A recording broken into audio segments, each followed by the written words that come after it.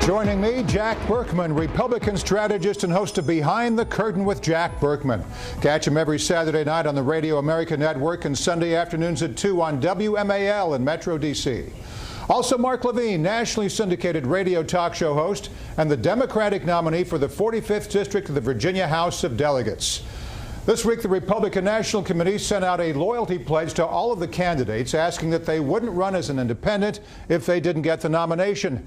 The move signaled a major change in tone for Republican frontrunner Donald Trump. The best way for the Republicans to win is if I win the nomination and go directly against whoever they happen to put up. And for that reason, I have signed the pledge. With a giant marker. And just last month at the first GOP debate, Trump refused to make the pledge. Jack, what's your take? Is this a good move by Mr. Trump? Oh, yeah, it's a good move. I think it's substantively irrelevant, Morris, because if Trump were an independent, frankly, if anyone were an independent in this climate, I don't think you could win a single state, maybe one small state somewhere. I don't think it means a whole lot. Actually, in terms of substance, I think Trump was right the first time when he basically said, it's the right answer because you don't foreclose your options. It's like pledging in absolute terms, I will never raise taxes. Well, what if there's a war? What if we run into World War II or 9/11 or what have you?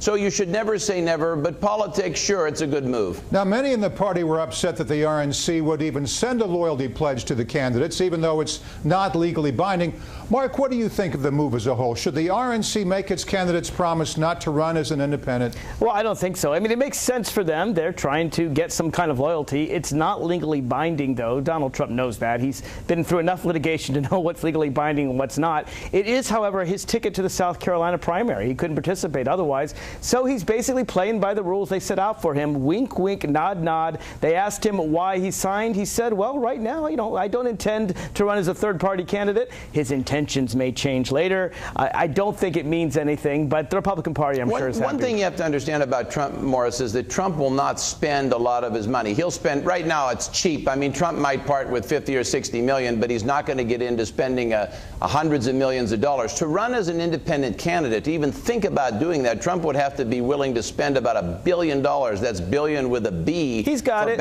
He's got it, but I can tell you, Donald Trump, he doesn't spend money. He throws nickels around like sewer tops, as the old expression goes. Well, see, Jack, he said that if the Republican Party treats him fairly, then he's fine with the Republican Party. I think Trump's definition of fair, maybe he wins the nomination, in which case he doesn't have to leave. But if he doesn't win, he may just try that third-party thing. Trump also continued his feud with Jeb Bush. The two have been throwing barbs for the past few weeks. But in a recent interview with conservative website Breitbart, Trump said, quote, I like Jeb. He's a nice man, but he should really set the example by speaking English while in the United States. Now, Bush speaks fluent Spanish, and he's been taking questions in both English and Spanish. Here's how he responded. Part of it is you laugh because it's so bizarre, but it's hurtful for a lot of people, and Mr. Trump knows this. He's appealing to people's angst and their fears rather than their higher hopes. All right, Jack, about a quarter of Americans are bilingual. Should they be discouraged from speaking other languages? No, no one should be discouraged. Morris, let me answer that question this way. In the last 30 days, I've been to Mexico City, I've been to London, and I've been to Toronto. I just got off a plane from Toronto. When I landed in all three of those cities, there was only one question people wanted to ask, and that's what's going on with Donald Trump. Nobody asks about anything else in American politics, probably anywhere in the world. That told me just about all I need to know about who our nominee will be and probably how the general election will go next year. Mark, okay to speak Espanol? I can't believe Donald Trump had the cojones to say something like that. I mean, I think the melange of languages that makes us all one country, e pluribus unum, that's what makes America great. It what allows me to enjoy jazz at my Chinese restaurant and then go to a sauna afterwards. The irony is that Trump says he wants to make America great again. It is our multiculturalness that makes America great. Well, one thing to remember, Trump is polling well with people of color. He's doing well with minority groups. He's doing much better than expected with Hispanics. He's doing fantastically well with African Americans. There is no the three African American Republicans, are they the ones that are polling well with him? Maybe so. Trump is. I'm just waiting for him to become more moderate. I mean, he's doing the right thing now, the analysts would say, by getting the right wing, the conservatives, but at some point he's got to maybe shift to the middle for the general election if he makes it that far. You're right on the money, Morris. I mean, there's two things Trump has to do, and the question is, when will he do it? Or if he can do it. Well, or if he can do it. One, I think he can. He'll have to moderate, and even more important than that, he'll have to dial it back. Because remember, Trump is shooting scenes and playing a character. You know, this guy's been in national television for 40 years, and he still has a Queens accent. You know, it's like Bill O'Reilly with his Long Island accent. They work on it in front of the mirror every night so they can keep their down-home accent. It's a joke. I think he's talking to me. You talking to me? Yeah, okay. I think he's appealing to some Democrats even, particularly when he talks about money in politics. Democrats have been trying to keep money out of politics for a long time. Republicans love cashing those big billionaire checks, and he's making fun of them for it. And in that way, he's actually appealing to more liberals. Let's switch gears right now. A former top Hillary Clinton aide says he'll plead the Fifth and not testify about Clinton's use of her personal email server. Clinton's campaign says it has encouraged all of its employees to speak with investigators, but many find the move suspicious. I know in the past why people have invoked their Fifth Amendment privilege, but you'll have to ask him why he did. And you're free to glean whatever inference you want from the fact that he did. Now, Mark, this doesn't do anything to put Clinton in the clear. Do you still believe she has nothing to hide? Look, she asked the guy to talk. He didn't want to talk. And the reason his lawyer said he didn't want to talk is because people like that Republican that you just put on the scene, because those people are making something that's absolutely not criminal, and they're threatening to make it criminal. It's their irresponsible behavior that's causing people to be cautious. But sure, I think he should talk. I think they should all talk.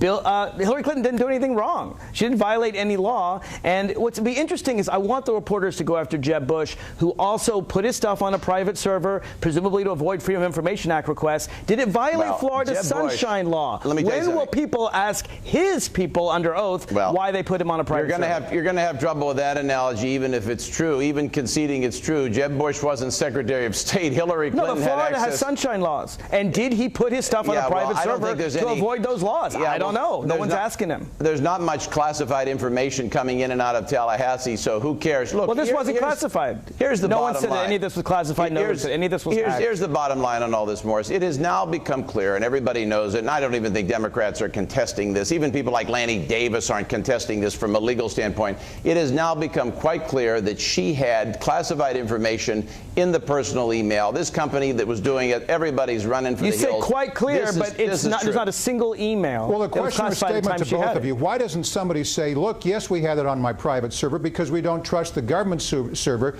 We knew that the State Department was being hacked by the Russians. That's why she wasn't using the State Department email, because they knew it was being hacked all this time. Well, it's not a bad argument. Her private server wasn't hacked, and our public servers were. It's a good argument. It's a good argument, but the problem, Morris, is if they say that, she's pretty much admitting to felonies and having committed federal crimes. There's no she felony might there. like to say that. Well, she's admitting that the U.S. is getting hacked all the time, so go private. All right, many analysts say it doesn't matter if classified information was ever on the server, but the mere act of setting up a personal email server shows Hillary put her own wants and needs above those of the American public. This could be an ongoing problem for her during the campaign. Can she overcome this, Mark?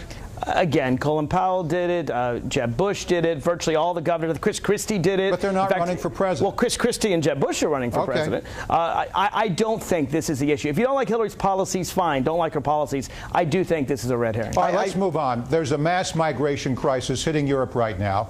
Thousands of refugees are fleeing war-torn countries in the Middle East. Now, the tragic image of a 3-year-old Syrian boy who drowned during the dangerous journey has spurred global interest and outrage.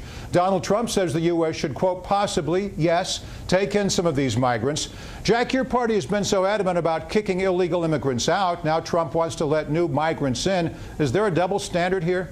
Well, I think Trump's position on immigration is a lot more nuanced than the media gives him credit for. I think he has a lot of very sophisticated ideas, actually, about the southwest border. In terms of this stuff, and I think Trump would agree with this, I can't speak for Trump, but I'm pretty sure he would. I think most conservatives would agree with this. We have to develop an immigration policy like we had a century ago. We want the good people. We don't want the bad people. We want people with education. We want people with wealth. We want people who will enhance our nation. Sure, we're all torn by the images of these children But I mean, we don't want the poor and downtrodden. We want people who will really? add Emma Lazarus to our was wrong? nation. The Statue of Liberty is wrong? Give me your poor, your tired, huddled masses yearning to be free. That's not part of the American tradition, Jack?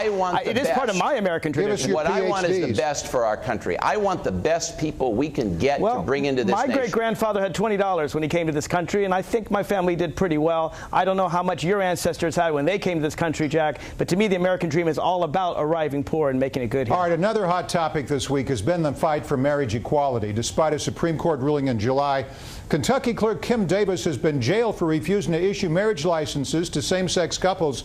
Now, many Republican candidates are rallying behind her. Jack, is this the wrong move for your party? A majority of Americans believe in gay marriage. No, I think it's the right issue. Remember, Morris, in politics, you don't want the result, you want the issue. So the recent Supreme Court ruling is very good for Republicans and very good for conservatives in that it enables us to continue this. Had we won, there wouldn't be much to talk about. You always want the issue. Now we have the issue. This person is just raising her status. Of course, she's raising her status in Kentucky. She's just playing the game. She violated a United States Supreme Court order. She violated her oath of office. So did Martin Luther King. Are you saying that our presidents should violate their oath of office? No, the United States Constitution? We're not saying that at all. This is a very clear law. Even a conservative judge appointed by George W. Bush put her in jail because the law couldn't be more clear. If you're telling me that you believe presidents should violate the law, I mean, that's a really extreme thing to say. Nobody said that, Mark. What I'm giving you is a political analysis of what will happen politically over this. All I'm saying is I think the recent court ruling on gay marriage is very beneficial to Republicans. I do think, though, I'll make a prediction, with the number of liberals, if you look at Ginsburg, if you look at even Kennedy, if you look at Breyer, there's a lot of retirements. If Republicans can put a president in the White House in 2016, I think gay marriage will be overturned. I think Roe v. Wade could be overturned. I think you just get a strong argument to vote for the Democrats. I can understand the political strategy, though, Jack. I hear where you're coming from. All right, before we go, let's talk about the presidential race in 2020. One celebrity says he's already planning to run. I have decided in 2020 to run for president. Yes, during the VMA Awards, Kanye West announced to run for the White House. And why not? What's the difference between him and Donald Trump? I'm not no politician, bro. How stupid are these politicians? I just wanted people to like me more. I think they like me in a certain way, which is nice. It's always nice to be liked. You know how many times they announced Taylor was going to give me the award because it got them more ratings? The only thing they care about is ratings. All right. Mark, you make a strong point. Would you vote for Kanye? No, but I wouldn't vote for Donald Trump either. However, you do make a very strong point. They have a lot in common. Jack, what about you? Vote for Kanye in 2020? Oh, sure. I'll write Kanye's first check. I think, Morris, that it's a very good thing when you have people from outside the political system getting into the game. I think we need more of it in this country. That's the way the Founding Fathers wanted it. Serve your time, get out, and let some other common people come in. The one thing Kanye and Trump have in common is they both have very strong egos. All right. Mark Levine, Democratic strategist. Jack Burkman, Republican strategist. The best political panel on TV. Thanks to you both. Thank you, Morris. Thank you, Mark. Jack, what's your take? Is this a good move by Mr. Trump? Oh, yeah, it's a good move. I think it's substantively irrelevant, Morris, because if Trump were an independent, frankly, if anyone were an independent in this climate, I don't think you could win a single state, maybe one small state somewhere. I don't think it means a whole lot. Actually, in terms of substance, I think Trump was right the first time when he basically said, it's the right answer because you don't foreclose your options. It's like pledging in absolute terms, I will never raise taxes. Well, what if there's a war? What if we run into World War II or 9/11 or what have you? So you should never say never, but politics, sure, it's a good move. Now, many in the party were upset that the RNC would even send a loyalty pledge to the candidates, even though it's not legally binding. Mark, what do you think of the move as a whole? Should the RNC make its candidates promise not to run as an independent? Well, I don't think so. I mean, it makes sense for them. They're trying to get some kind of loyalty. It's not legally binding, though. Donald Trump knows that. He's been through enough litigation to know what's legally binding and what's not. It is, however, his ticket to the South Carolina primary. He couldn't participate otherwise. So he's basically playing by the rules they set out for him. Wink, wink, nod, nod. They asked him why he signed. He said, well, right now, I don't intend to run as a third-party candidate. His intentions may change later. I don't think it means anything, but the Republican Party, I'm sure, is happy. One thing you have to understand about Trump, Morris, is that Trump will not spend a lot of his money. He'll spend, right now, it's cheap. I mean, Trump might... if they didn't get the nomination. The move signaled a major change in tone for Republican frontrunner Donald Trump. The best way for the Republicans to win is if I win the nomination and go directly against whoever they happen to put up. And for that reason, I have signed the pledge. With a giant marker. And just last month at the first GOP debate, Trump refused to make the pledge. Joining me, Jack Burkman, Republican strategist and host of Behind the Curtain with Jack Burkman. Catch him every Saturday night on the Radio America Network and Sunday afternoons at 2 on WMAL in Metro D.C. Also, Mark Levine, nationally syndicated radio talk show host and the Democratic nominee for the 45th District of the Virginia House of Delegates. This week, the Republican National Committee sent out a loyalty pledge to all of the candidates, asking that they wouldn't run as an independent.